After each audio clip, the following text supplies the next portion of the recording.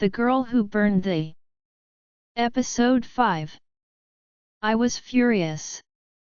My pupils dilated and I could feel my wolf itching to break free. However, I held it in. I'd had enough of whoever was playing sick jokes on me. They were hurting everyone I loved for a reason I wasn't even sure of. The fact that they had gone so far as to make my mum suffer made my stomach turn and caused a burning hatred to build up inside me. I knew what I had to do. I had to find my mum and kill whoever was behind it all. Even if I die, I will die fighting. My mum has done so much for me, and now it's my turn. Scrolling to the bottom of the message, I could feel my claws coming out. There was a simple message at the bottom: Liverpool warehouse 9:30 p.m. Fail to show up and your mother dies. I checked my watch. 8 p.m. Stuffing my phone into my back pocket, I strode towards the garage of the Pack house, taking Kieran's keys. I opened their secret cabinets and stuffed a gun that shot wolfsbane-coated bullets, 3 grenades, and a long silver dagger coated with wolfsbane into the boot of the Eclipse Pack's backup car. Dear Kieran, Kier, babe, mate, I began writing on a long sheet of paper. I knew Kieran was fast asleep upstairs. He would never approve of me going after my mum. He would tie me up like a weakling and do the job himself. However, this was a job only I could do. I felt a tear of betrayal spill from my eyes, and soon more followed. I wiped them away, sobbing quietly. I returned my shaking hand to the paper. This is either see you later or I'll come back soon. No goodbyes intended. I don't feel that this is the end for us. Please don't try to look for me. I will explain everything if I come back. If I don't, then I'm truly sorry. I know you're probably going to be your usual selfish. Come and look for me. I won't stop you. But please let me do this alone. My mum's in trouble and I need to be independent and stop relying on you. Just know that if I don't come back, it's not your fault, it's mine. But don't dwell on that thought. I will come back. Thank you so much for teaching me the true meaning of love, weakness, pain, laughter, friendship, and sadness, everything. But most of all, thank you for showing me what happiness really means. You're my happiness. I love you so much. Or perhaps I love you even more. You gave me everything that no one else could. I'll leave it there. My face was drenched in tears again. I couldn't bear the thought of dying. But in a situation like this, there's a 50% chance I won't come back. The thought of Kieran's pain alone was unbearable. I kissed the paper and clutched it to my heart before leaving it in the key bowl. I love you, I whispered, before climbing into the car and driving off. Kieran wouldn't hear me, he was fast asleep. When a wolf is asleep, their senses are dulled. Thankfully, Kieran didn't follow me, otherwise, the same incident as before would have happened. I cringed at the memory. 9:20 p.m. The road to the warehouse was empty. This part of town was always less crowded. Usually, this was the best place for annual carnivals because it was so open, with little civilization within a 10-mile radius. The Liverpool warehouse used to be here, but it closed down about 20 years ago. The warehouse had been torn down and the paint was peeling off the walls. Some letters of the name had fallen off. I parked about a mile down from the warehouse. Therefore, whoever this Iron Justice was, they couldn't hear my car as I arrived. I hid behind a bush, my whole body sweating with nervousness. I eyed the warehouse cautiously, flinching when I saw movement behind a window and a light turn on. I strapped on my belt and stuffed the 3 wolfsbane grenades and the silver dagger into the pockets. I put the gun in the waistband of my jeans, underneath my shirt, feeling the cool metal against my hot skin. As I thought about how to approach the situation and tried to devise a plan, I heard not 1, but 2 screams of pain. My eyes widened in horror and I froze to the spot. Who could the second person be? It sounded like a woman screaming. Aunt Mabel? Tasha? Lila? Or Brielle? They screamed again, bringing me back to the present. I was running out of time. In 5 minutes, my mum and the other person could be killed. When they screamed again, I felt a burst of confidence flow through my body. "You're strong," my wolf whispered. As my wolf continued to try to calm me down, I strode confidently towards the building. A strange smell wafted into my nostrils, making my stomach churn and my eyes water. Wolfsbane surrounded the building. I growled in disgust. This didn't stop me from walking towards the door and slamming it open, though. A cold breeze and a foul odor hit me as soon as the door banged against the wall. The open space was lit only by dim light. Boxes and buckets containing a vile liquid that I assumed was wolfsbane surrounded it, as well as a table in the far corner covered in beer bottles and violent tools. My gaze shifted to the 2 people in the corner. Their eyes froze on me and widened. Their wrists and ankles were chained to the wall. They were practically dangling from their wrists. It looked as though their arms might fall off at any moment. The skin where the chains were touching was red and new skin was surfacing every second, only to be burned again by the chains.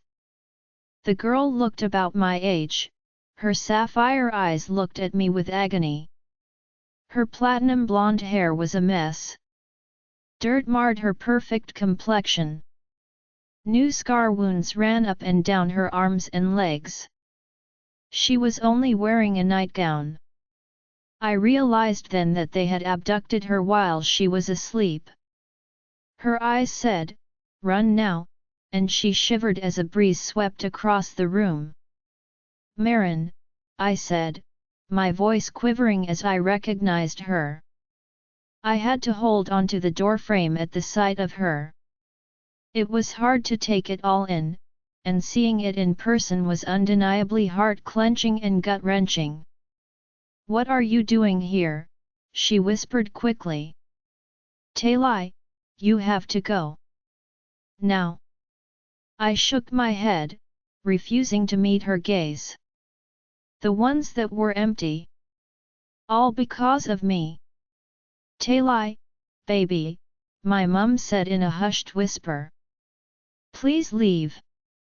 She still looked the same as in the video, except now her scar on her forehead had healed. Seeing her suffer for me brought tears to my eyes. None of these girls deserved it. I should be in their place.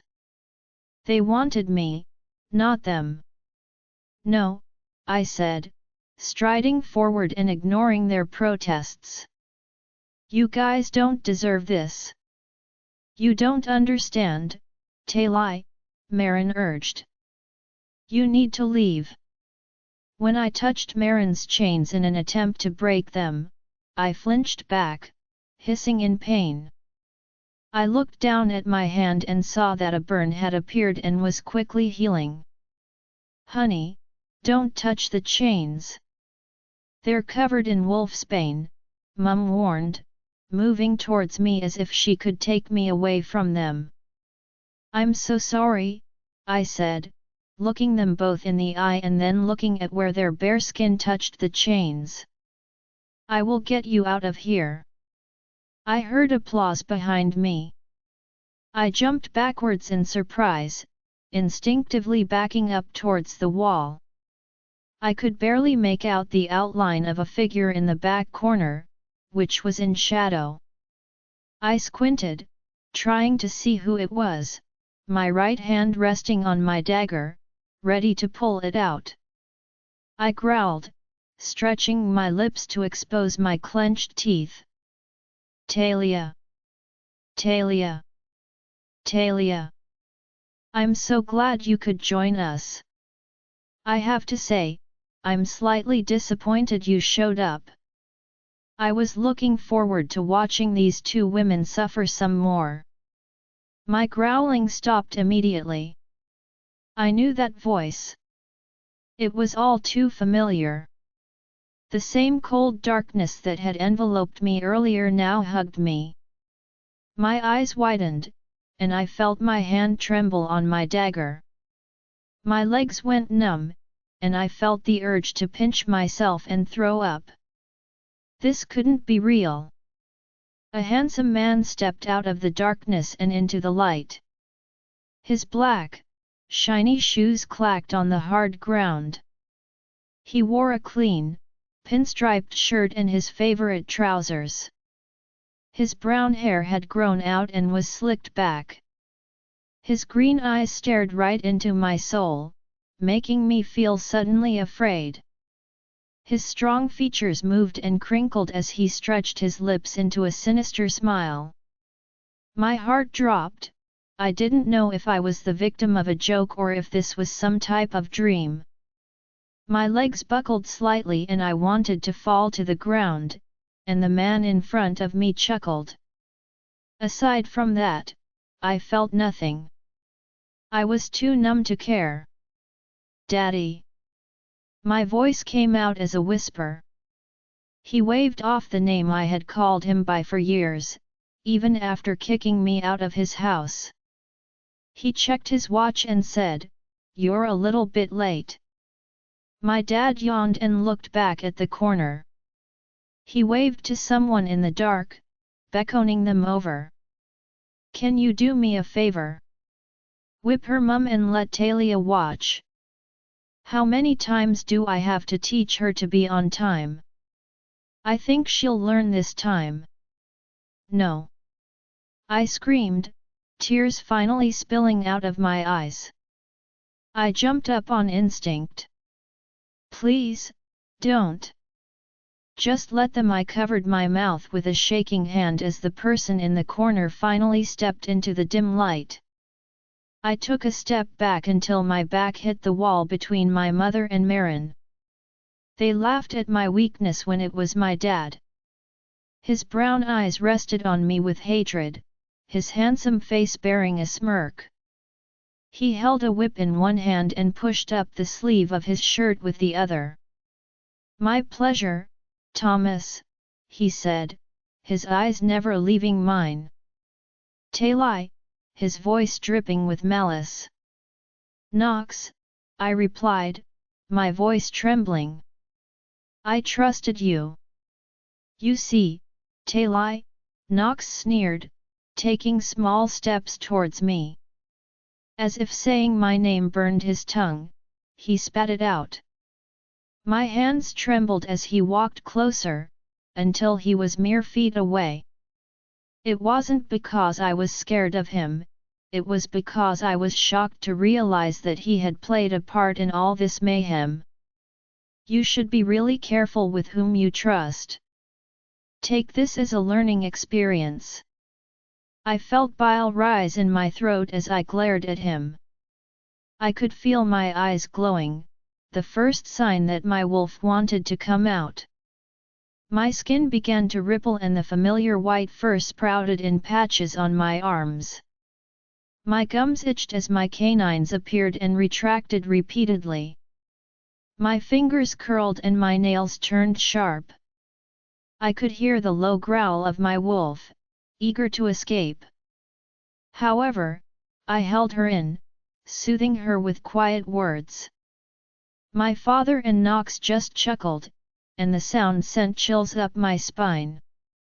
"Well, would you look at that?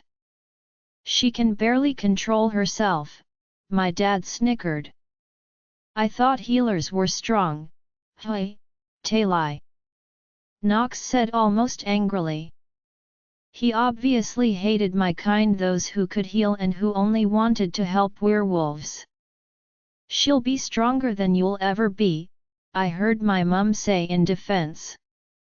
"She struggled in her chains, trying to break free. She gritted her teeth as wolfsbane burned her flesh." "Shut up, you weak imbecile!" my father shouted, coming up close to her and slapping her hard across the face. My mother growled, baring her canines. My heart dropped as a few tears escaped my eyes. I was too shocked to react. This couldn't be the same father who used to tuck me in at night and kiss my forehead. The same father who taught Elias how to play baseball? The same father who kissed his wife and murmured words of affection to her when he came home. "If you touch her again, I swear I will slap you harder than you ever slapped her," I threatened, wiping away my tears angrily. "Ouch, your words hurt me," he said sarcastically.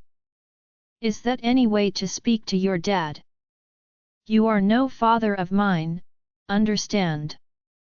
I said, pointing a finger at his chest, feeling my wolf wanting to come out again. For a split second, I saw hurt flash in his green eyes. However, I let it slide. After all the crap he put me through, he deserved it. What kind of father puts his daughter in danger? What kind of father kicks his daughter just because he found a woman he didn't like? What kind of father teaches his son how to treat a woman properly when he can't do it himself? "You're not a bastard." I stood protectively in front of my mum. "A lady," my father snorted. "She's an animal, and because of her, my kids are too." I bared my teeth. I was already fed up. I took a fighting stance, trying to ignore the constant growling of my wolf, eager to break free from the tight confines of my skin. That's when my father flinched back a little and Knox took his place protectively. Now it was my turn to chuckle. "Oh, I forgot. He's human. Weak and powerless," I said confidently. "So, tell me, Thomas. Why come here as an easy target? Don't you think I'd come for you right now? You wouldn't dare touch a single hair on my head, Talia," my father said, his voice never quivering. "That's just in your nature, and if you did dare, Knox would not hesitate to kill you. Is that right, son?" He patted Knox on the shoulder in a fatherly manner as Knox nodded. "So, now you're calling him son?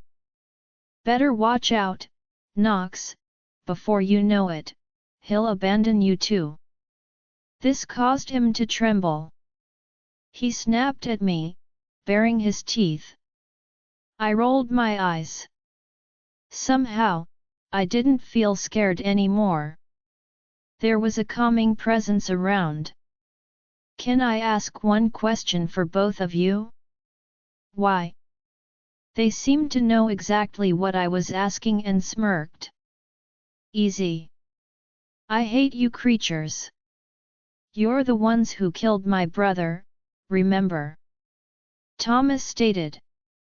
"When I married your mother, she knew all about it, but she hid her identity for a long time. That was until Elias changed for the first time. Then I got into a fight with her. She got angry and turned into a creature before my eyes. That was the real reason for the divorce. I didn't want to be married to an animal. So why didn't she come after us? Why didn't she kill us? I said, trying to swallow the sad and angry feelings that overwhelmed me. It wasn't the right time. That was until I found Knox. He patted his shoulder again. Now it was Knox's turn to speak. All the while, Knox glared at me until he unclenched his fists and crossed them over his chest. It happened 2 years ago when my mum and dad tried to exterminate a pack they hated once and for all. They were doing it for the sake of the Eclipse Pack. However, they were too weak. I lost both my parents that same day. Do you know how they died, Talia? Knox shouted in my face, his whole body trembling. For a brief second, I felt his pain. He lost both his parents. I couldn't imagine what life would be like if my mum died. It was a terrifying thought. He continued, one word, healers. The healers killed them, leaving me alone and broken. I was only 16. I had no parents. I was lost. To make matters worse, Alpha Kieran did nothing about it. All he did was tell me to calm down and say that he would find a way to abolish the healers for good. But going for the kill wasn't smart enough. We'd only get ourselves killed. They're too strong. We need to think about this first, he said, quoting Kieran. Then he looked away angrily. That was the last straw for me. For a couple of months, I was rebellious towards him, always demanding that he come up with a plan for revenge. As always, I'd back down. Although I was the beta, he was the alpha. I was angry. I was depressed. I was lonely. That was until I turned 17 and she walked into our lives. She came from a completely different pack that had recently been wiped out. When our eyes met, I knew we were connected. She was my mate, but she rejected me. He said this with pain clear in his voice. I cringed, knowing how it felt to realize who your mate was. Nevertheless, I know I'll never experience the pain of rejection. Who's your mate? I asked quietly, unable to hold back my curiosity any longer. Why don't you ask the piece chained to the wall right now? Knox spat, his eyes beginning to water. He looked away, unable to meet the girl's gaze. My mouth flew open. Marianne. I could see tears spilling from her eyes onto her cheeks. You know, Knox, I loved you. I really did. But I never thought you'd hurt me physically. Who does that to their partner? She said, gesturing to her body. All the while, Knox never met her gaze. However, I could sense his weakness. All I did was refuse to kill Alpha Kieran, Knox. That's all I did. You've completely lost it. You called me weak, but forgive me for showing respect to someone who welcomed me into their pack. I left you, and then, 2 months later, on your 18th birthday, I came to wish you happy birthday, only to see you with Thomas. I knew something was wrong, and I was right. You were planning to kill Alpha Kieran so that you could take his place, she said, her sapphire eyes blazing with anger. I could sense her inner wolf yearning to break free, but it quickly retreated when she caught the scent of wolfsbane. Then you kidnapped me because you were afraid I was going to tell someone, and you punished me for it. Shut up, you animal, Thomas snapped, gesturing to Knox to let him finish. Knox cleared his throat before saying, I learned how to shut down all my feelings, Talia. That's worse than feeling nothing at all, but better than feeling pain. Along with that, I learned how to shut down the connection to my pack. Because of that, I had the strength to kill the alpha and the healers. This is all thanks to Thomas, of course. He found me and took me in. I owe him my respect. I felt my blood run ice cold. Kieran dead? I couldn't even imagine it. The mere thought made my wolf howl in agony and my heart clench tight. A snarl rippled in my chest. Thomas chuckled and said, "We forgot, son, that it's the Bhish's mate. Had my father just called me a Bhish? What makes you think Thomas isn't going to kill you after he kills all of us?" I snarled at Knox for being so stupid. I mean, you are part of what he hates most of all. I saw nervousness flash in Thomas's eyes before Knox turned to look back at him. He smirked at me as if I were the stupid one. He wouldn't. I'm his son. Enough with the chit-chat, Thomas sighed, obviously irritated. She's just trying to buy some time to figure out a plan. Whip her mum and Blondie. Then kill Talia. He started to walk away, back into the darkness. "No," my mum cried. "No, Talia, run." Just as Knox picked up the whip that had fallen to the ground, I lost my temper. "Don't you dare touch any of them." He smirked again as he picked up the whip. Just as he was about to whip my mum, I grabbed my gun. Bang! The bullet hit his shoulder. I watched him fall to the ground, blood seeping between his fingers. Iron Justice and Wolfsbane. They weren't the only ones with weapons. That should keep him down for a long time. I put the gun back in my waistband. I turned to my mother to figure out an escape route when a hand clamped over my mouth and a blade was pressed to my throat. I could smell the wolfsbane as it burned my throat slightly. "That was very bad of you, Talia," Thomas seethed. "What makes you think I can't take you here right now?" "You're just a human," I snapped back. "Oh, Talia, Talia, Talia. You really are a poor wolf. Can't you see the hunters hidden in the dark?" I adjusted my vision and, sure enough, I could see them all, rifles and knives at the ready. Wow, this wolfsbane really does mess with wolves. All of a sudden, heavy footsteps entered the room. Low growls filled the air. My nostrils sniffed the air, and I realized that the calm presence that had surrounded me earlier was still there. Kieran was here. They were going to kill him. I just knew it. Not only was Kieran here, but so were everyone else. The Eclipse and Moonfire packs, including my brother, stood before me.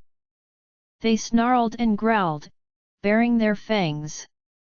All of their eyes had dilated to a dark black. "Isn't this a sight?" Thomas chuckled, tightening his hold on me. The Eclipse and Moonfire pack actually standing together. "Knox told me so much about you people. Or should I say animals? Let me just say, good luck. You've just fallen into my trap." As he pressed the blade into my skin, Kieran let out a growl and one of the hunters fired a bullet at Cruz, who leaned back due to his quick reflexes. That was all it took for the war to start. They shifted, their clothes ripping and falling to the damp ground. Snarls rippled through the air, accompanied by a howl from both Luca and Kieran, telling them to begin fighting. I watched as two wolves threw two hunters against the wall and watched them fall to the ground in a heap. "You're coming with me, Thomas huffed, pulling my struggling body along. When he pressed the blade deeper, I whimpered. Then a platinum-colored wolf swept in from the side and nudged Thomas out of the way. Its sapphire eyes met mine before it nodded at the crowd fighting. Shift, Marin stated simply through the mind link, before helping Lila tear the chains off my mother. I shifted, my white fur taking over my whole body. I began running towards a hunter with grey hair who was focusing his gun on Kieran. I jumped over the crates and snapped at his side, hard enough to make him fall to the ground and not get back up again. "Thanks, Talis," I heard Kieran say in my mind. "Why are you here, and how did you find me?" I growled, pushing a hunter off Roman's back and throwing the spear that a hunter had been about to throw at Avery. "I specifically told you not to come. I'm your mate, and the mark you're wearing helped me find you. So shut up, because I couldn't live with myself if you were buried underground," he grunted, a blade grazing his skin. He snapped at the hunter before nipping at its shoulder. That's how it went for about 5 minutes. 10 wolves against 100 hunters. About 20 of the wolves were dead or unconscious, while the rest fought on for what they believed in. The wolves had minor injuries, and thankfully no bullets had been fired. That was until a shot rang through the air and a female wolf cried out in pain. "Lila!" I threw the hunter off me and watched her wolf fall to the ground, then get up weakly. She broke the last chain binding my mother before throwing an approaching hunter out of the way. Kieran growled angrily and killed the hunter who had shot his sister. Before my mum could change into her wolf form, Thomas appeared out of nowhere and tackled her to the ground, pinning her down. I started running towards them when Thomas picked up his dagger, ready to plunge it into my mother's heart, but a searing pain took over my shoulder. Through teary eyes, I saw Elias fly over my mother and throw Thomas against a nearby wall with a sickening crack. I squeezed my eyes shut and tried to run, but the pain in my shoulder got worse. Someone had stabbed me. I heard Luca, Kieran, and Elias growling at the same time, and then they all came running to help me. I felt 2 hunters trying to push me into a crate. Then another came, and then another. I stopped struggling when another piercing sound filled the air, and I watched horrified as Elias fell to the ground with a whimper. I snapped at the hunter in front of me, biting into his leg and enjoying the sound of his cry. I threw him off. Another was thrown off me as I shook my body angrily. Kieran pinned down the other one and, just as he was about to shoot him between the eyes, he bit into his neck, killing him. I felt the spear in my shoulder being pulled out immediately before it plunged into Luca's side. I turned to face the hunter and, hearing Luca's howl, killed him instantly with my teeth. I felt the warm blood stick to my white fur and shuddered. My first kill. I wasn't shocked for long before I heard another shot and Beck cry out in pain. Brielle and Cruz killed that hunter immediately. As one of the remaining hunters tried to kill Brielle, Marin and Damien arrived to stop him. Seeing that they were weak and outnumbered, the remaining hunters ran away. Everyone shifted into their human forms, groaning in pain as they did so. I felt the pain in my shoulder, squeezed my eyes shut, and left my hand to heal the wound. Kieran came over to me and pulled a large shirt over my head to cover my body. He put his arm around my waist and pulled me towards the group. Everyone was helping each other fix their wounds. Those who had been infected by wolfsbane were pale and weak. We were all covered in dirt and blood. When we get back, Talia will heal all of you. As you can see, she's a healer, Kieran told the group. I forbid any of you to kill her or touch her, do you understand? Why would we? Beck said, struggling to take the bullet out of his shoulder. Sure, we hate healers, but Talia has proved us wrong. I'm pretty sure we'll all accept healers now. We need them, Kieran. The whole group nodded and turned to my mum, whose sobs were growing louder. I'm so sorry, baby, she said to Elias, trying to pull the bullet out of his leg. He grunted in pain and stopped her fumbling hands. We'll have to clean our wounds at home, where it's less likely to become infected, Elias said. But in the meantime, I'm sorry, Talia. For what? I asked. I should be the one apologizing. I led you guys here. I was the one who Elias raised his hands to stop me.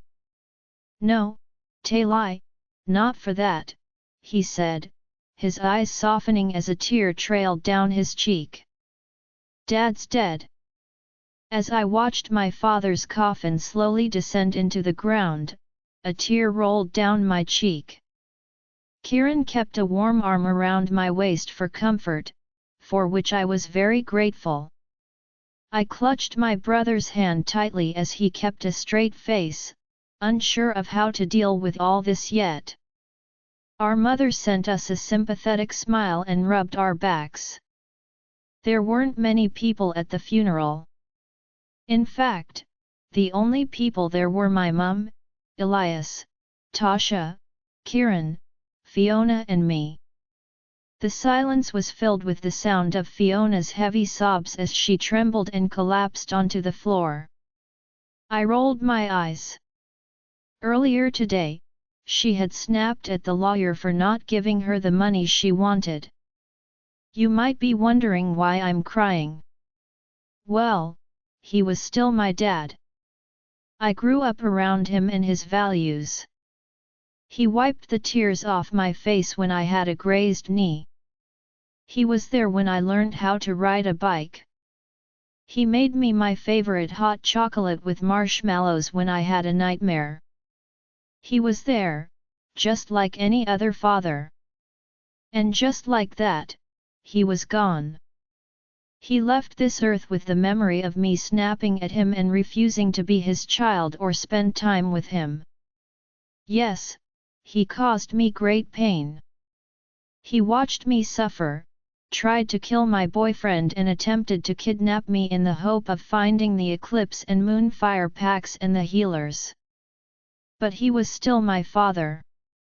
After the burial, we headed to my house, where we all sat on the Moonfire bench in the garden and looked at the stars scattered across the dark sky. My mum excused herself to help Aunt Mabel prepare something to eat. Kieran and Tasha went inside for a while to give Elias and me some time alone together. How's the pack? Elias asked, his voice loud in the silence. Good, actually. I was strong enough to heal the wounds slightly, but the wolf's bane is still infecting it. Other than that, it won't be too serious. In fact, they're up and about, trying to train harder this time. That's my little sister, Elias said proudly, ruffling my hair. What did I say? You are strong. Tell me why again. Because you're my brother, I laughed, reminiscing about the times he used to tell me that when I was feeling down. What about Knox? You haven't updated me on that kid. After the fight with the hunters, we discovered that Knox had disappeared. It wasn't hard to find him, though. Kieran just sniffed his scent trail, and the blood on the floor was a huge giveaway. He wasn't far away, either. Apparently, Thomas did try to kill him. Go figure. One hunter had stabbed his leg with a spear, and he was limping into the forest when we found him, washing out his wound in the river. Kieran noticed Knox's connection to the pack breaking, but dismissed it, thinking it was his way of dealing with his parents' death. Kieran was also angered by the thought that Knox had tried to kill his friend, and so, acting on instinct, he tried to kill Knox immediately. However, Marin stepped in and stood up for Knox, despite everything he had put her through. Knox had a mental illness whereby his wolf shut him off for going against his pack and hurting his mate. This caused him to go crazy. He was therefore admitted to a wolf camp and wouldn't be coming back until he had received proper treatment. In the meantime, Kieran promised to welcome Knox back into the pack, as they were best friends. From here on out, Beck will be taking his spot as beta. There was silence for a while, only the sound of crickets in the night sky. The silence actually comforted me, but I could sense Elias's tension. I looked at him, but he refused to look back. It's all my fault, Elias sighed, running his hand through his dark hair. I looked up at him questioningly and rested my head against his tense shoulder. Dad's gone because I killed him. I froze. Was this what he had been so tense about? Did he think it was his fault that our father was gone? Had he been holding this all in, not knowing how to cope with it? I flicked his ear and watched him flinch and turn to look at me. Elias Ainsley, don't you dare say or even think that. You protected Mum. If you hadn't saved her, she'd be dead, and possibly Dad too, I said, trying to convince him, but it sounded as if I was convincing myself as well. You're right, he finally conceded. I'm just sorry, Talia, that he treated you that way. Again, silence engulfed us before he cleared his throat, threw an arm around my shoulder and tried to change the topic. So, my sister being a healer isn't that exciting. It has its ups and downs. The thing that sucks is that I have no background. I can't even train properly. I don't have any resources. For example, I can't heighten my senses like regular wolves can. I can't shift like them either. It took me a while to figure that out, and that's not even half of it, I groaned in frustration, replaying the words my dad had said to me. Oh, Talia, Talia, Talia. You really are a poor wolf. You can't see the hunters hidden in the dark. So what are you going to do about it? He asked, nudging my shoulder. I've talked to Mum, I said, dropping the bombshell that I had been too afraid to tell anyone. She said the only way I could do this was to go to Arizona, where the rest of the Sinclairs are. So, are you going to do it? I looked at his sad face before nodding. I have to. It's the only way I can get better. It's the only way I can stay alive. He flinched. What did you say? Part of being a healer is healing people properly. I can't even do that myself. Mum told me that the ancient healers would take my life if I didn't know how to use my powers correctly. It's the prophecy. When do you leave? You do know that's pretty far from here. We live in Utah, for Christ's sake, Elias said after a while. I could tell he was trying to take it all in. Did you tell Kieran? In a week, and no, I haven't told Kieran. Tell me what? Kieran jogged up to me and hugged me from behind. He kissed his mark before pecking me on the lips. I could feel my whole body tingling, and butterflies began to flutter in my stomach as happiness swelled inside me. Where his lips touched my skin and where his arms were wrapped around my stomach, fire ignited. He sat down beside me when Elias made up a lame excuse to help Tasha with something. He smiled his gorgeous smile at me, nuzzled his face into my neck, and pulled me in for a hug. "I'm sorry about your dad, babe. I don't know how to respond to that," I said, caressing his face. "It's okay. I didn't know how to either when my mum died." He quickly shook off the sadness in his eyes before turning to me again. "So, what were you going to tell me?" I looked into his beautiful blue eyes, which I had come to know by heart, before smiling sadly at him. "Remember how I told you that I was finding it hard to be a healer and that I needed help from my own species?" He nodded, his smile faltering slightly. I felt my heart clench. "Well, I talked to my mum about it, and she suggested that I live with my family in Arizona for a while. I need this, Kieran. I need to become stronger and put my powers to use." I left out the part about dying because I didn't think he could cope with that.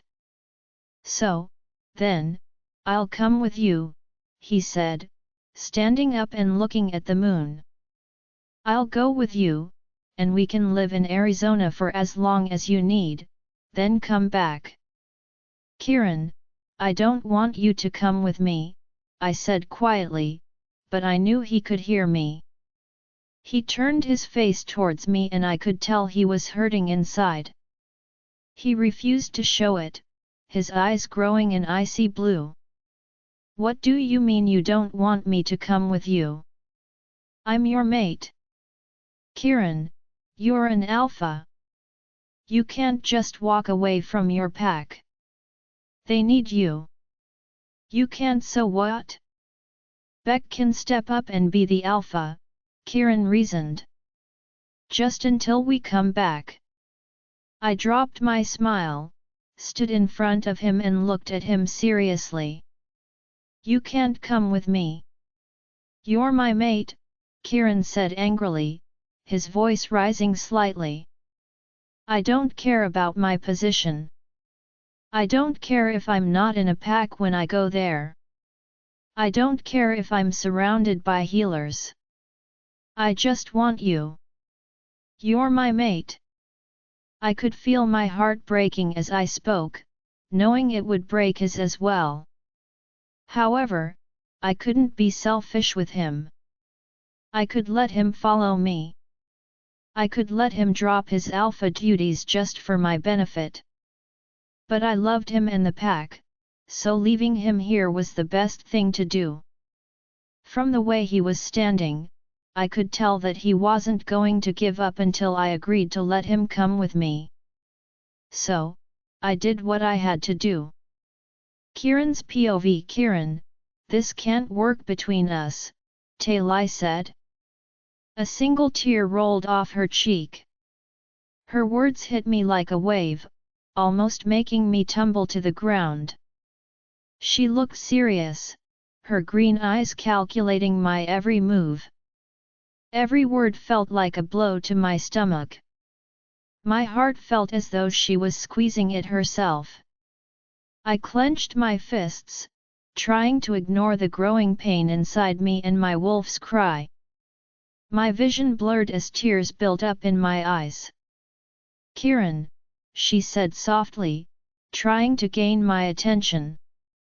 "I love you," I replied, my voice barely audible. I punched the moonfire bench as hard as I could, my werewolf strength left a crack in it. My eyes blazed with anger. She was leaving me. She didn't even care to give our relationship a chance. I knew I'd stay faithful, even if she was miles away. But she didn't give me a chance. What if she found someone else while she was there? Would she marry him and have kids with him? I could feel my wolf howling in agony at the thought, and I could feel a low growl erupting from my chest.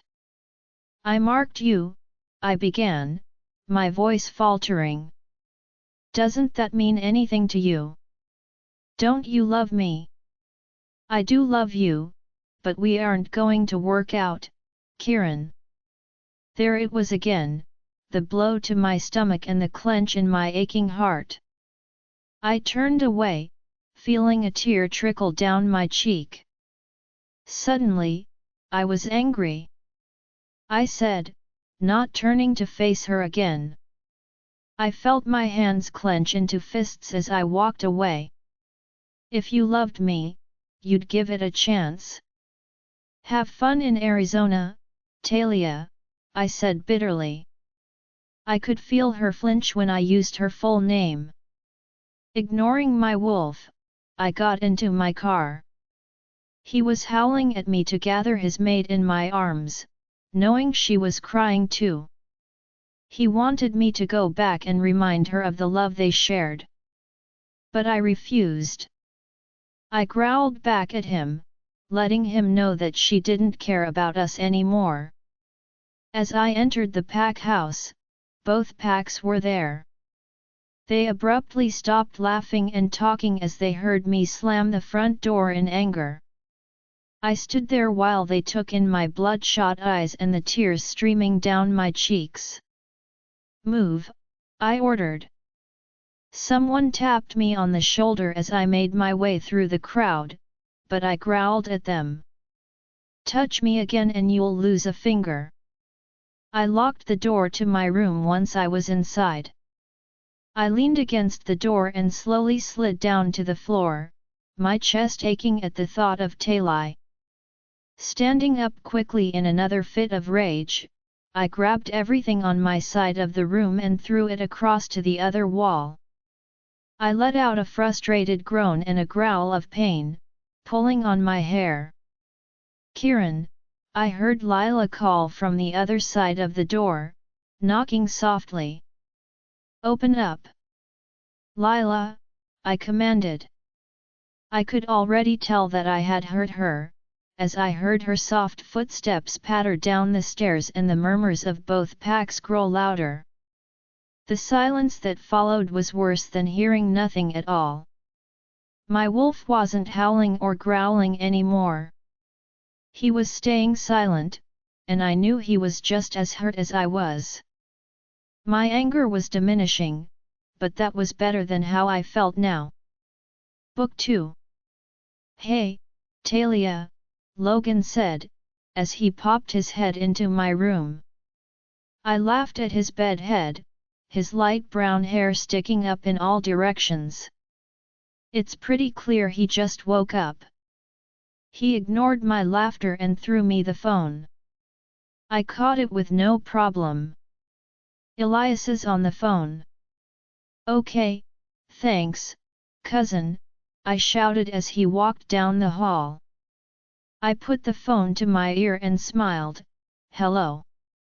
Hey Talia, Elias replied out of breath, sounding worried. What, Elias? You know, this is the third time you've called today. I know you miss me, but let's be honest, you're becoming a bit too overprotective. I'm all right. I'm definitely stronger now. Stop worrying so much and calm down. I'm missing. Shut up, he said, but he was serious. My mouth closed on its own, because I knew what he was about to say was serious. Elias, is everything okay? I said, sitting up on my bed. I heard a door shut on his end and some hushed whispers. Elias, what's going on? I asked again, this time raising my voice as the other person started talking more loudly. Talia, listen up, he said, heading towards a quieter part of the room. Luca's just been attacked and he's in a bad way. He wants you here. You're his best friend. Actually, we'd really miss you if you weren't here. So, I suggest you get packing and take the next flight down here. This time, I stood up and paced around my room. What? What happened? I gasped, taking a shaky hand out of my dark hair. This wall is a bit much to take in. I started thinking about what could go wrong. Is Luca okay? We're all not okay, Elias said, his voice wobbly at the end. I grabbed my phone even more tightly, because I knew what he was going to say next would be the icing on the cake. We all had a moment of silence before Elias let out a sob. Mom's passed away. It took me a while to really get what he was saying. It was tricky to find the right words to respond to that kind of declaration. I could feel myself slipping into the same numb feeling I got when my dad died 14 months earlier. All I could hear was the sound of Elias's choked sobs and a woman's voice telling him to calm down. This can't be happening. I just spoke to my mum a day ago. I liked the sound of her tinkling laughter when I told her that Logan's cooking was a disaster. I thought the joke she told was pretty funny. The sound of her voice alone was comforting. It really made me feel as if I were at home. Now she was gone. Talia, we've just been attacked an hour ago. Mom, she took the bullet for me, Elias continued, trying to keep an even tone. The docs told me it'd be a miracle if she made it, so I'm guessing she did. He didn't manage to finish his sentence. My heart dropped into my stomach. I'm sorry, Talia. It's my bad. I'm to blame for both our parents dying. I'm not bad, but I'm not great either. On the other end of the phone, I heard the slam of a door and a voice that sounded a lot like Luca's. He shouted something, but it was too muffled to decipher. What? Elias asked, sounding shocked. He started choking and crying again. What? Are you lying to me? Luca was finding his voice a bit more clearly now as he answered Elias's questions. Elias, I shouted into the phone, knitting my eyebrows together in worry. Elias, what's going on? I kept calling his name into the phone, waiting for him to answer, but all I heard was the door slamming shut again and a different voice coming from the other end. I felt like crying when I heard the voice. Hey, Talia, your brother went to go check on your mom, Luca said, trying to calm me down as I started to cry. Chill out, Talia. Luca, what's going on?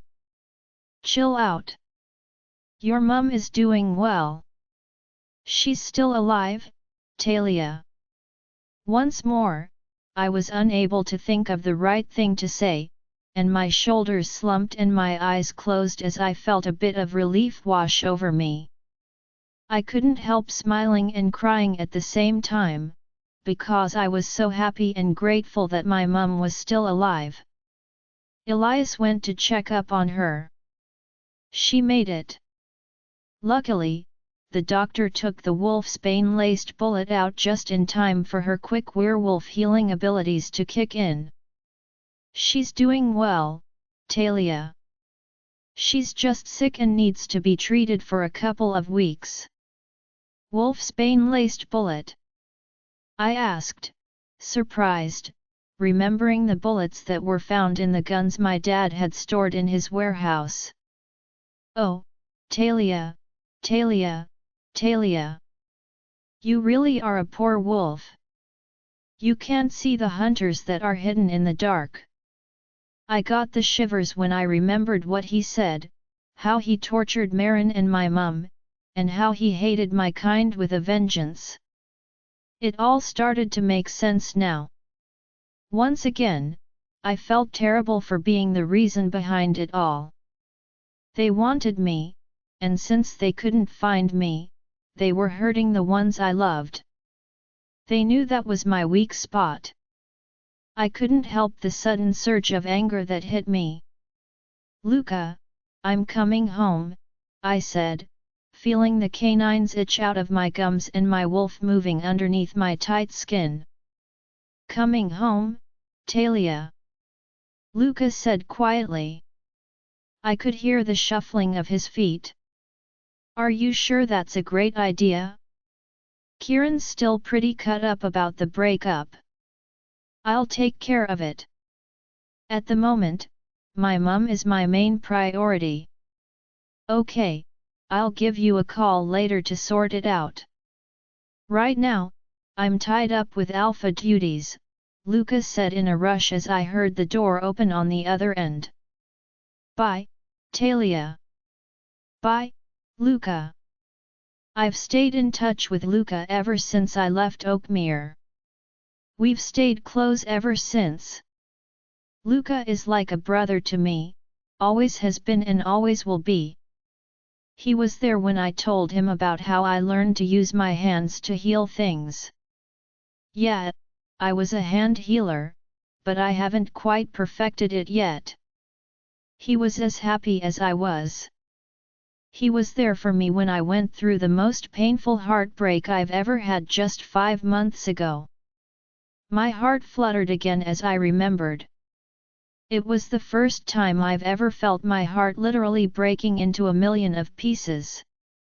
It felt like a cobra had wrapped itself around my chest, squeezing the life out of me as I panted for more air. I remember the loud screams mixed with the howls of my wolf that came from my chest. My body felt like it was on fire. I remember Logan and my other relatives surrounding me as I curled up on myself, willing the pain to stop. An hour later, I was still on the ground, all floppy and not moving much, with tears running down my face. My friend had cheated on his girlfriend. Luca was pretty annoyed and drove down for the weekend to cheer me up. He was just about to lay into Kieran when he heard the news, but Lila, Luca's mate and Kieran's sister, stopped the two of them from getting into a fight. Elias had found out, and ever since then, he'd been ignoring Kieran. Eclipse Pack and Moonfire Pack were both pretty annoyed with Kieran for what he did. Kieran just gave a casual shrug. I still love him, and I guess that was what hurt the most. Every so often, I'd get this nagging feeling in my chest. It happened so many times already that my wolf learned to take it lightly, and eventually, we both got used to it. She was hurt, but she didn't leave me. If anything, she wanted to help me get stronger. So, she helped him deal with the pain every time he had been with another woman. The memory made me touch my eclipse-shaped mark, which was just above my right shoulder. I felt a tear roll down my cheek. I missed him, but I knew he didn't miss me. I quickly wiped away my tear when I heard a knock on the door. Logan stuck his head inside, and his hazel eyes showed he was worried. I knew he wasn't going to leave me alone until I told him what happened. He was as stubborn as I was. "Just so you know, I was eavesdropping," Logan said quietly and sat on the couch in my room. "You know me, I'm a bit nosy." Logan Sinclair was 19, same as me. He hadn't found his other half yet, but he was excited about the prospect. I knew that whoever his mate was extremely lucky. He'd treat her like a queen, cherish her and spoil her. Logan was a healer of the wounded, so he could only heal cuts and bruises. He was stronger than me in loads of ways, like his senses, agility, and energy. He's been training me since we first met, and I'm a better healer now thanks to him. I'm coming with you, whether you like it or not, Logan said. No worries, Logan. There was just one thing. They're not too keen on healers. So, the guy's not a big fan of healers, then. Logan said, looking at Kieran. I don't care what he thinks, Talia. I just want to be there for Auntie Serena and you. That guy doesn't deserve satisfaction. Logan had all the info about me. That included my history with Oakmere, Vermont. He knew about Knox. He knew about Luca. He knew about who was supposed to be mated to who. He knew about my friendship with everyone in Oakmere. To be honest, I wasn't that keen to go back to Oakmere. Reuniting with my mates, my bro, and my mom made me all giddy inside. I missed them so much that I couldn't wait to see them. There was just one thing I wasn't so sure about. My friend. He'd probably be mad at me for coming home. He'd probably not have let me be on his turf. I wasn't too happy to see the man that broke my heart and the perfect partner I thought I had. I'm not really sure where this reunion is going to lead, but I was about to find out soon enough. Then, you'd better start packing, because we're leaving first thing in the morning, I sighed, grabbing the dusty luggage at the back of my closet. Just to let you know, I've got a few more things to add. I completely forgot to ask and I feel like such a bad friend, I said, feeling a bit down. I can't believe I forgot that Elias told me you were in a bad way. I guess I got a bit distracted when he told me my mum was dead. No worries. I'm all right. Just a few scratches and bruises here and there, Luca said. When I was on the phone with you, I was much better. My wolf is such a badass that it's helping me heal a lot faster. Where are you at now? I smiled and felt a bit nervous as I passed the old, worn-out sign that said, Welcome to Oakmere. Home of the mythical forests, in faded yellow lettering. The wood was damp and covered in green algae. I've just crossed the border, I said, pleased. Just get out here, Luca whined. I heard a loud thump and Luca's grunt. I laughed, assuming it was Lila. Okay, babe, stop it. You know you're my one and only. Oh, Luca, nothing's changed, I said over the phone. I'll catch you in 20. Bye. I finally made it back home and all the emotions were bubbling to the surface. Logan laughed as he rolled down the windows, letting the cool air blow through our hair. I got a whiff of that familiar green scent, and it was a mix of the Eclipse and Moonfire packs. I love the wind blowing through my hair. Logan screamed, grabbing a few people's attention as we drove past local restaurants and small stores. You're a real dog, I joked. Maybe that's why Cheryl dumped you for the human. And you're a real piece of work, Logan said, grinning. Plus, that was her partner.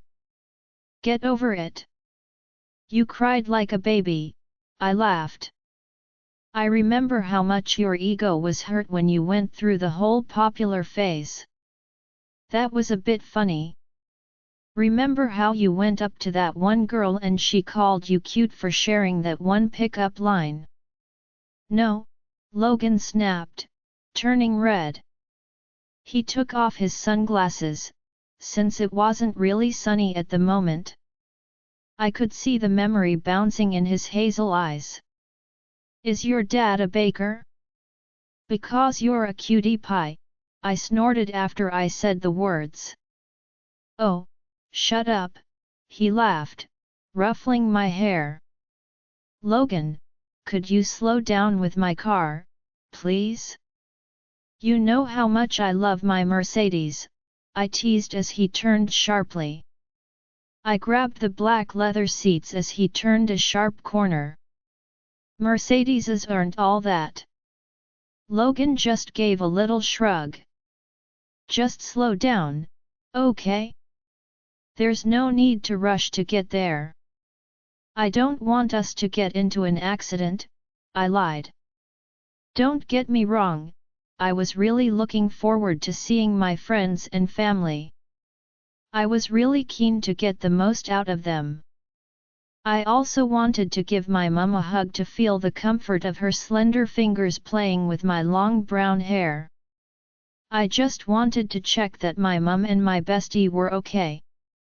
Then there was the other thing that made me think twice about going home. Kieran Redford. How would he react when I got back? Did he even know I was coming back? What if he doesn't love me anymore or just doesn't see us as friends? What if he married someone else and had his babies with her? The thought really hit home. "No," my wolf said. "Don't think that way. He'd never go that far." Logan could see I was worried and looked at me. I'm pretty sure he could see the conflict in my green eyes. He let out a sigh and eased up, and we were just cruising by that point. "Talia, you're going to have to face him at some point," Logan said, gripping the steering wheel so his knuckles went white. I'm surprised the wheel didn't just crush under the pressure being applied to it. I personally can't wait to see his face with bruises on it. "Logan, I really appreciate that you're looking out for me like a normal cousin would, but please don't cause any trouble with him," I said, fidgeting with the loose thread on my white jumper. "This trip isn't about him. It's about my mum and Luca. I can't believe he did that to you. A mate is a precious gift and he's lucky he even found his own," Logan said, sounding envious. "Promise me you won't," I begged. "Okay, fine," he said, sounding a bit annoyed. "You'll find your partner soon," I said, smiling. "She'd be lucky to have you." Logan didn't seem too convinced by what I was saying, so he just nodded and shifted in his seat. We didn't say much and the car was quiet. It was a comforting silence though, as we were too busy thinking about our own things to say anything. I could feel the nervousness bubbling up inside me as we turned into the street with the massive pack house at the end of it. You can see its massive structure here, with smoke coming out of the chimney in grey swirls. It was a deep brown color with big windows and balconies. The Eclipse Pack had bought a new pack home, using the old yellow one as a meeting area between them and the Moonfire Pack. They've decided to get a new one for, well, nothing in particular. They just wanted somewhere new and bigger to hang out. Logan pulled into the driveway and parked in front of the massive double doors. I sniffed the air and noticed that the Moonfire Pack was here too. The laughter and conversation from inside the house died down as the engine from our car cut out. I'd hardly got out of the car when the double doors opened with a bang and there she was, running towards me, her dark hair and rusty color all alight. I shrieked when they almost tore off my baby's door and practically squished me to death. "Talia," Beckett yelled, clearly delighted. "At last! You know how dull it's been since you left? I had to put up with Brielle and Lila's non-stop PMsing. Yeah, you know how hard it was to be stuck in the middle of them and Beck's constant banter alone? I missed it when we used to make fun of them," Cruz said, laughing. "Now I'm not so lonely." The two boys let go of me and Beck gave the back of Cruz's head, which was all covered in rust, a good smack. I laughed at them and noticed Logan standing off to the side looking pretty uncomfortable. It's a bit of an unknown area for him, so I totally get it. "Hey guys, this is my cousin Logan," I said, pointing to the guy standing next to me. I pointed towards the two guys in front of me. "Logan, this is Cruz and Beck." They did a handshake and started to haul the luggage into the house and up the stairs. I followed behind, hugging my arms to my chest. I sniffed the air, and there was only a slight trace of that familiar manly smell that I'd missed while I was away. My arms dropped with a sense of relief and disappointment. While the boys were up the stairs, I was having a look at the pictures of the Eclipse Pack that were on the cream-colored wall. My eyes caught sight of a picture of me smiling, with Kieran holding me tight from behind and kissing my cheek. It wasn't on the wall, though. I found it face down on top of the fireplace. My heart clenched again. "Sorry about that," I heard a familiar voice say as she took the picture from my hands. She hung it back on its hook on the wall. Her crystal blue eyes showed concern. "I'm still putting pictures on the wall. We haven't quite settled in yet," Lila said, smiling to make me feel better. "You don't have to lie to me, Lila," I told her. "But thanks for trying. Plus, you look like a clown on crack when you lie. When did you get so mean?" Lila laughed and gave me a hug. I returned the embrace and laughed with her. "When did you get the short hair?" I said, pulling back and playing with the black hair that framed her face in a bob cut. Since Beck thought it was funny to bleach half my hair in my sleep, Lila pouted and crossed her arms over her chest. I laughed at Beck's idiocy and ruffled her hair. "It looks nice. I could never pull off short hair." As I was saying that, I heard a warrior battle cry. I looked up at the second level and saw Luca climbing over the banister, about to jump on top of me. Before he could get me, I used my werewolf ability to move out of the way and watched as he landed on his face, groaning. Lila rolled her eyes and helped him up, saying, "How many times do I have to tell you to stop getting hurt? You're still getting over it. Wow, she's got so fast." Luca got up slowly, smoothing out his shirt. "I'll give you credit for that." I didn't manage to say anything as I was horrified by the bruises on his face. His arm was covered in gauze, and you could clearly see the blood. My hands were shaking when I saw Luca. I've never seen him so wounded and injured. I'm sure my face went pale as tears welled up in my eyes at my injured best friend. "Luca," I whispered, coming closer and touching a bruise on his face lightly. "What happened? I don't want to ruin the welcome home atmosphere, so you'll just have to wait for the meeting tomorrow to find out what happened." Luca shrugged it off like it was no big deal. He opened his arms and hugged me. I was momentarily out of breath when I hugged him back. "I'm glad you're okay," I said, letting go of him and noticing the small smile on Lila's lips. She was happy that her partner had got back together with his best friend. "Hey, I'm doing great. Nothing could take me down," Luca shouted. I couldn't help but roll my eyes. "Yeah right," Lila snorted. "I've beaten you before." "That's right, babe," Luca went on, putting his arm around her shoulders and nuzzling her neck. "You could take me down any time."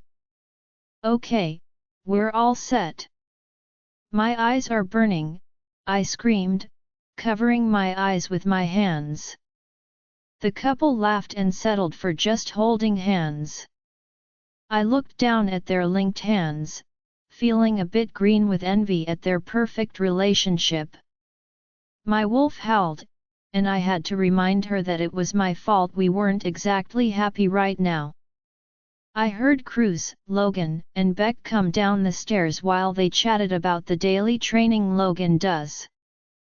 Cruz was impressed with how much work healers put into their training. Beck looked a bit intimidated, but still praised Logan's hard work and dedication.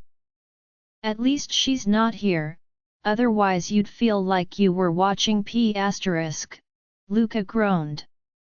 Honestly, Beck and Brielle have the most over-the-top public display of affection of anyone in the country. I stuck out my tongue and looked at Beck, who went the same color as a tomato. "Where's Brielle?" "She went with Marin to see Knox," Lila said, without giving any more details. I quickly dismissed it, didn't even ask any questions. Then there was this awkward silence for a few seconds while they all looked at me. I cleared my throat and smiled. "Hey guys, this is Logan," I said, pointing to my cousin. Lila and Luca introduced themselves, welcoming him with big smiles. "Hey, have you had a chance to see your mum and Elias yet?" Luca asked, a little worried. "Not yet," I sighed, scratching the back of my neck. It made me think of Kieran, so I quickly let go of my hand. "I'll go there when Elias calls." They went to the doctor for a daily checkup. "You're staying here, right?" Lila asked with a warm smile and I nodded. "My room's basically a storage spot for all my mum's medical equipment," I explained. "I hope it's all right that I stuck around." "You're welcome anytime," Lila said. "Also, Beta Beck gave you permission." I was just about to say something when I heard the sound of car doors closing in the distance. I smelt that classic manly scent, which made my wolf jump for joy. I froze, and my heart dropped into my stomach. My heart was in my mouth as I heard him coming up the path to the house. I was confused by the sweet, feminine smell that mixed with his and the heavier sound of footsteps that followed after him. I took a deep breath, trying to identify the scent. But I couldn't. I just gave it a quick shrug. It was probably a new werewolf. Everyone around me was watching me like I was a piece of meat. Logan was standing behind me while we all waited for my friend to arrive. I really didn't want to face this moment so soon, but I quickly closed my eyes knowing I had to meet him at some point. When I opened my eyes, there he was, staring back at me with his beautiful, crystal blue eyes that darkened like a storm. I could see all the emotions that flickered in them. He opened his mouth to say something, but he didn't know what to say.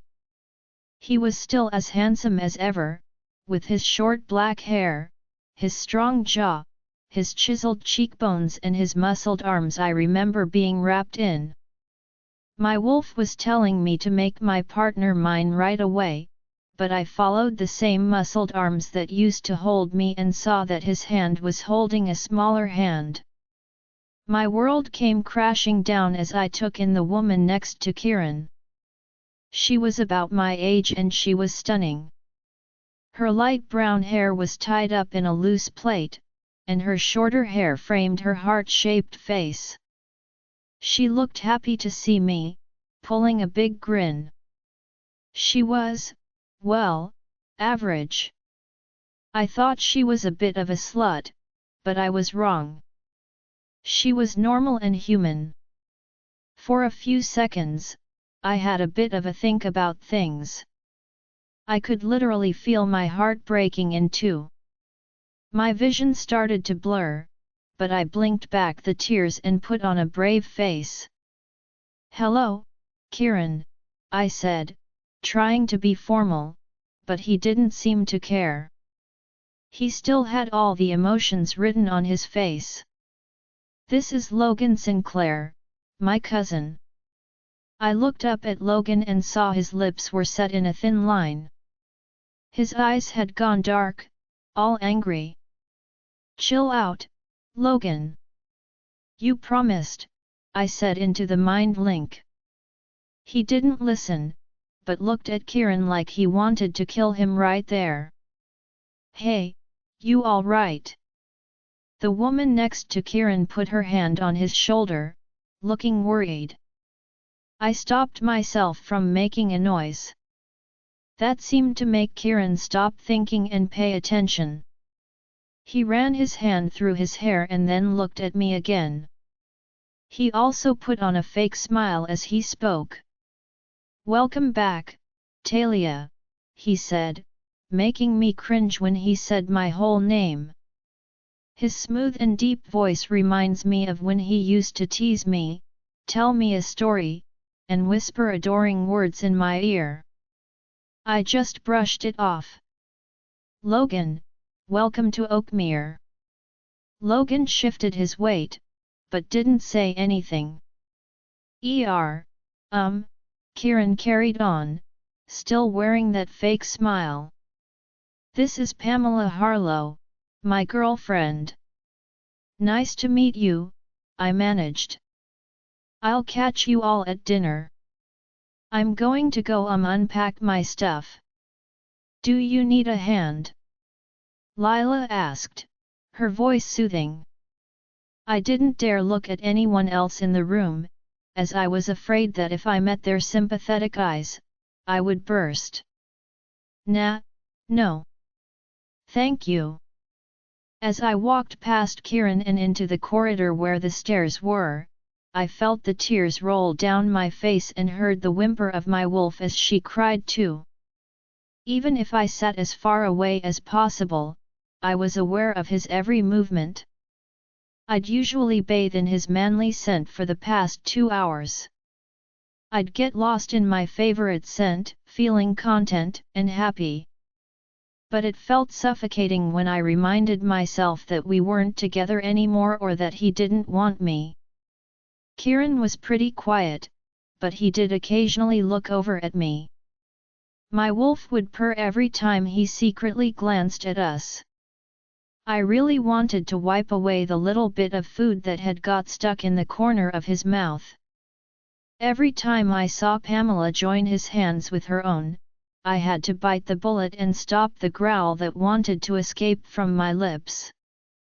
"Talia," Cruz groaned, smacking his forehead with his hand. "Can you tell them to stop please?" I couldn't help laughing when he gestured towards Brielle and Beck, who were having a bit of a tiff. They sat opposite each other, leaning forward, in the heat of the moment. Logan, sitting next to Beck, looked at them with wide eyes. "Hear me out, Beckett Morvan," Brielle said, her face going red. "Only if you promise to talk dirty, babe," Beck said, winking and crossing his arms over his chest. His grey eyes twinkled with amusement as Brielle's green ones glared at him.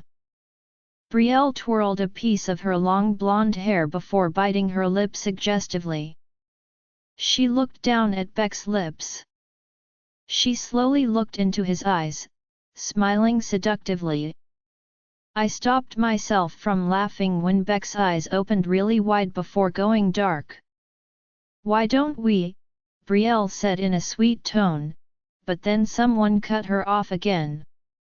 "Oh gosh," Cruz said, gripping his hair with both his hands.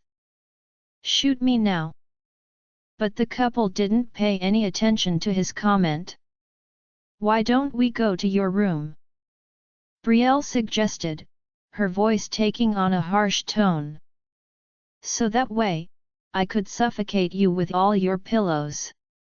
Oh come on, Beck leaned back, still smiling at Brielle. You know you love me. Shut up, lover boy, Brielle said, before looking back at me. Where are Lila and Luca? They're taking their sweet time with the dessert, aren't they? At that exact moment, we heard glass smashing inside the kitchen. We all had a laugh when Luca yelled, "Ouch!" Oh no, Lila, it was an accident. That was my favorite glass bowl, Lila shot back.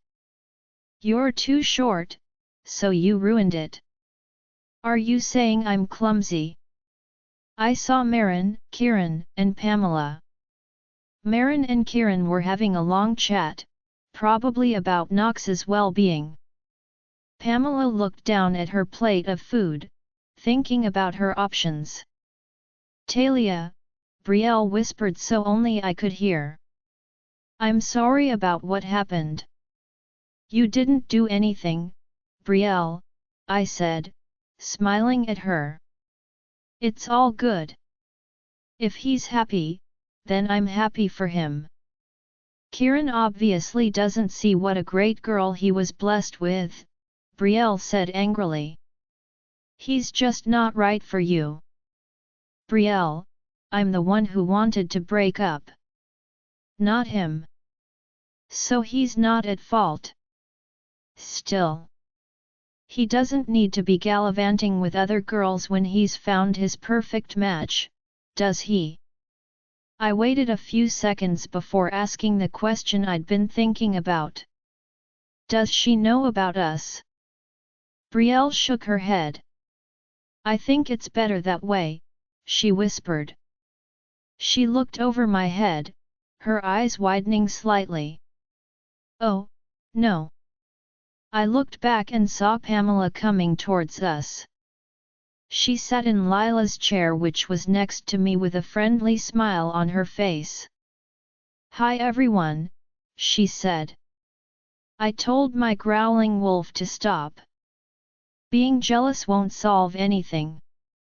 Hi Pamela, Brielle said, trying to smile. She was interrupted when a crumpled napkin hit her cheek. Her smile dropped and she turned to glare at Beck's smug face. You know, you really are an attention seeker, aren't you? Cruz and Logan groaned as the couple argued again. Hey Pamela, I said, turning back to her with the friendliest expression I could muster. I probably looked like a hyperactive chipmunk, but it was better than being stoic. Talia, she replied.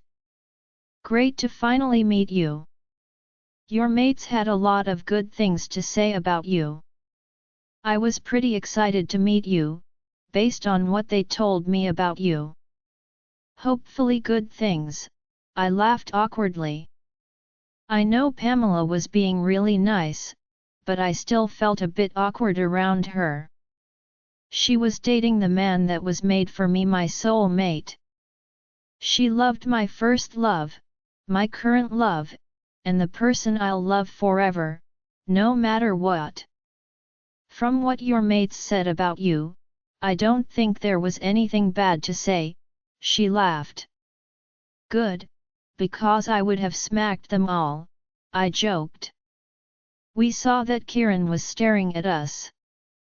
Pamela smiled at him and I looked away. I was wondering if she knew about me and Kieran's past. So, I cleared my throat. You and Kieran, hey.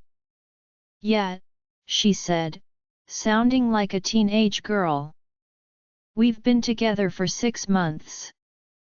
I'd prepared myself for her answer, but it still made my stomach do that tight twist thing.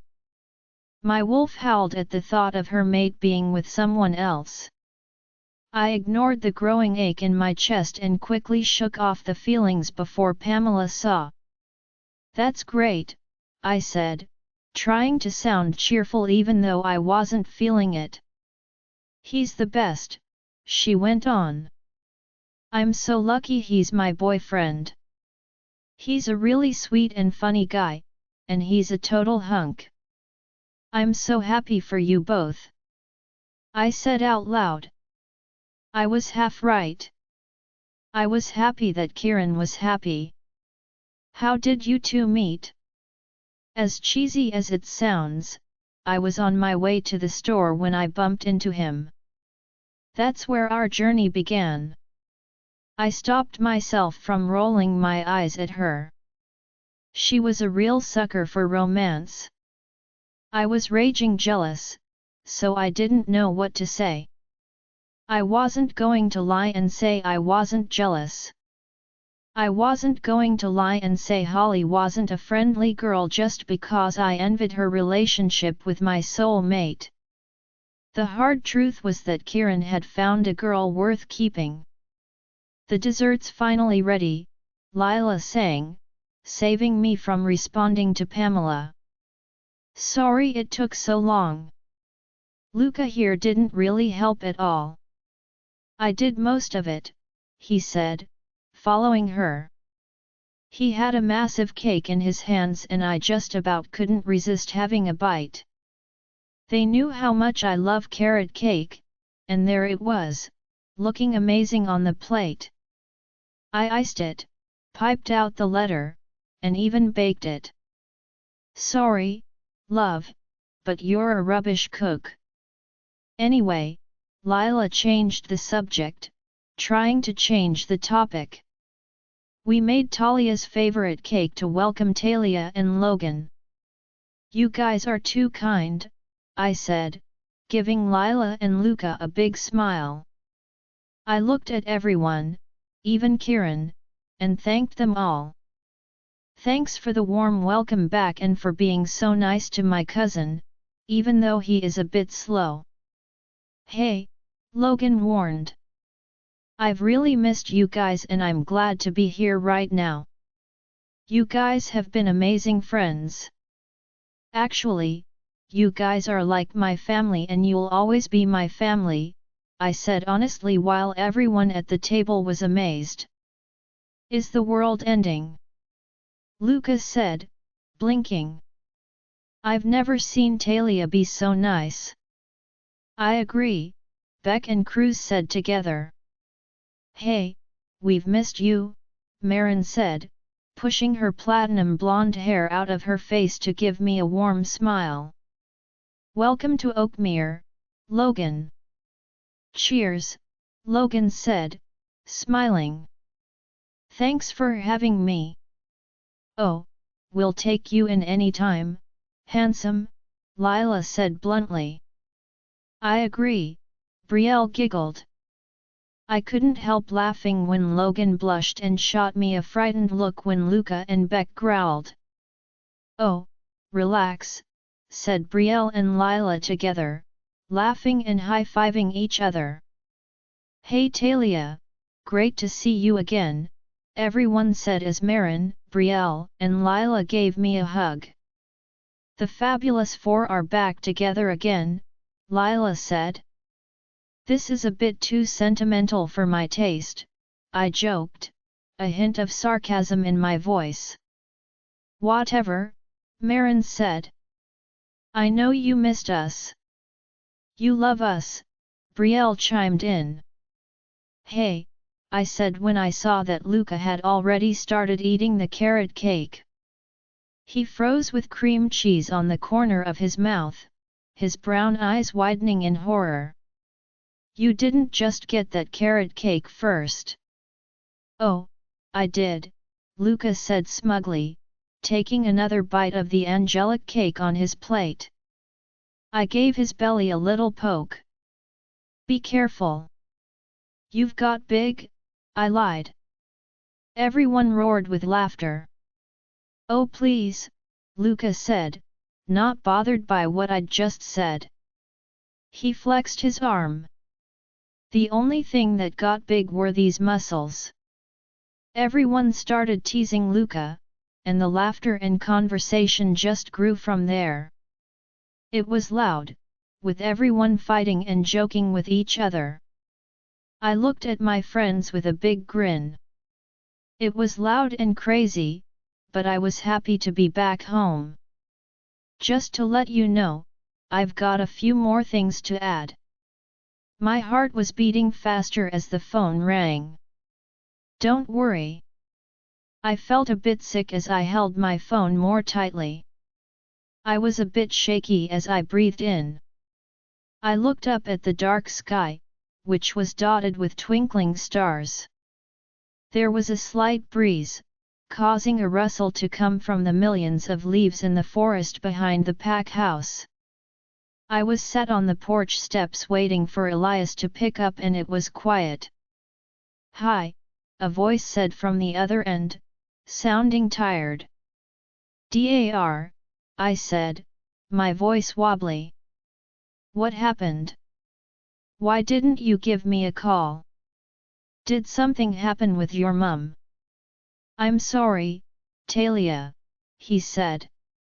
"I just didn't want to bother you. I knew the Packs planned a welcome back dinner. My mum is my top priority. It was the reason I came here." "She's fine," Elias said, his voice a bit lighter. "The doctor said she'd be able to eat again in a couple of days." "Can I visit?" I said, keen to give my mum a hug. "Yeah, you can come over now, but she's sleeping," Elias said. "Oh," I said, a bit disappointed. "I'll swing by tomorrow after the meeting. She's having a rest. I don't want to bother her. She needs her rest." "Okay, then I'll head over there to see you," Elias said. I heard the jingling of keys. He yawned. "I'm really sorry I wasn't there to welcome you home. Elias, just get some sleep. I'll swing by tomorrow. Don't worry. I'd rather you take care of mum than welcome me home." "Are you sure?" "Of course," I said, smiling even though he couldn't see me. "Just so you know, I'm smiling right now." "That's right, kiddo," I heard Elias say, sounding pretty happy. "Keep your chin up and grin. Hey, just a quick note to say that the stand is ready. Stand up tall and stay strong." "You are strong," I said, remembering the words my older brother always told me when we were going through rough times. I let out a sigh and said, "You too, Elias." I was hoping my brother was okay. "Are you okay?" He paused for a moment and then sighed. "I'll be fine. Now go and get some sleep. You must be tired from your road trip. See you tomorrow." "Good night, mate. I love you." "Love you too, little sis," Elias said, before the line went dead. Tears slid down my cheeks as I felt the urge to give my family a big hug. I felt useless sitting here crying when I could be over there to help Elias take care of my family. There was only one reason I chose to stay in the pack house during my time in Oakmere. I had a hunch that the only reason they went after me was because of my mother, and I didn't need to put her in any more danger. "Are you okay?" I heard a voice I recognized say. I closed my eyes and relaxed, my chest tightening at the soothing voice of the man. I really didn't like the idea of him seeing me like this, but I couldn't help shivering. I got up from my seat on the porch steps and turned to face Kieran. His eyes, as clear as crystal, still held a lot of emotion. He flinched a bit when a tear of sadness rolled down my cheek. I said, "I'm fine," and walked past him into the house. "Talis," he whispered. I felt a stabbing pain in my chest when I heard him use the nickname he'd given me. I closed my eyes again and started walking towards the door, as if I hadn't heard him. "Talis," he said, sounding worried. I was frozen when I felt his hand on my arm, and the usual warmth and tingles spread all through my body. My wolf howled, wanting to be closer to her mate.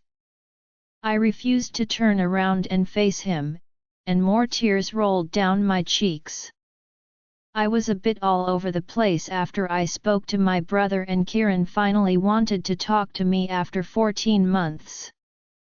"Yes," I whispered, my voice wobbly, and I told myself off for being so weak. "Can we talk?" he asked after a short pause. He let go of her hand. I could feel him looking over my shoulder. "What do you want to talk about?" "We need to have a chat, or at least I think we should, about where we're at," Kieran sighed. "Can we talk about us?" "There's nothing to talk about," I shrugged. Even if my back was turned, I could tell he flinched. "We need to talk about us, and I know you're probably wondering about Pamela," Kieran said, his voice trembling. "Kieran, there's nothing to talk about, okay? I'm the one who messed up and we're not together anymore. I'm happy for you and Pamela. You deserve to be happy." I didn't give him a chance to answer as I went straight into the house. Once again, I walked away from Kieran with tears in my eyes. "First off, please welcome back Talia," Kieran said to the crowd of people in front of him, pointing at me. "Also, please meet her cousin Logan Sinclair." The crowd clapped and smiled. It was pretty rare to see a pack meeting with this many people. I guess the Eclipse and the Moonfire pack decided to have today's meeting together. It was pretty rare for the two packs to get along well. They sat together and had a bit of a chat. The men shook hands with each other while the women hugged.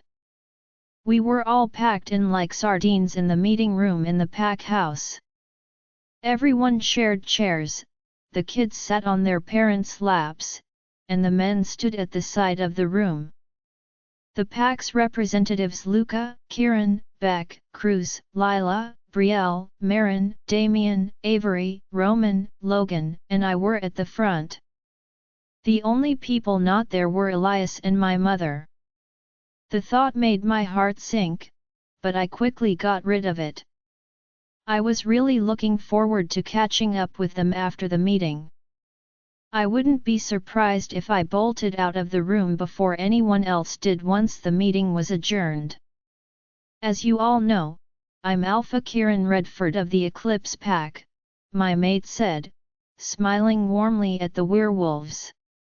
My wolf felt proud when I mentioned my mate's high title. He gave Beck a pat on the back.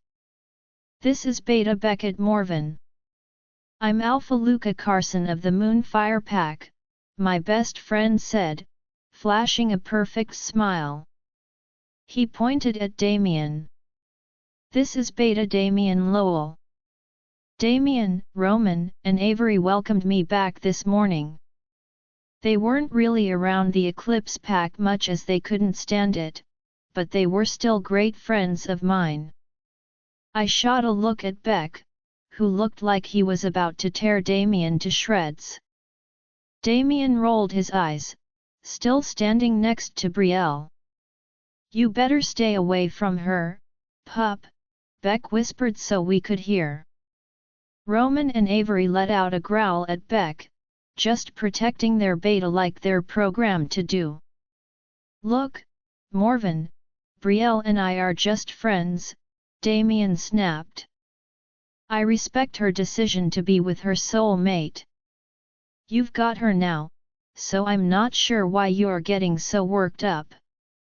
Just to refresh your memory, Damien and Brielle were an item 14 months ago. A month after I left, Brielle broke up with Damien, telling her she felt it was wrong to date someone else when she was lucky enough to have found her perfect match. Damien let her go. 2 months after that, Beck and Brielle got together. The alphas shot a warning look at the betas, clearly telling them via the mind link to stop being immature. After I left, I put up a block to hide what I was feeling and all my thoughts from Kieran and the Eclipse Pack. They didn't need to know the full story or why I was leaving. It's great to see everyone here, Lucas said. We're super proud to be the alphas of such a dedicated pack. I'm pretty sure you know why we called this meeting. There were a few nods of acknowledgement, and a feeling of fear and concern spread across the people in front of us. So, Alpha Kieran will explain further. Kieran cleared his throat and said, a few days ago, we got attacked by hunters in the forest with weapons laced with wolfbane. We found out that they were customized guns, spears and arrows used to take down werewolves. There were a few gasps, including from me. I could feel the tension and the fear starting to set in. Join our Facebook and WhatsApp group for more updates, link is given in description. Rest audiobook will be continued in next episode.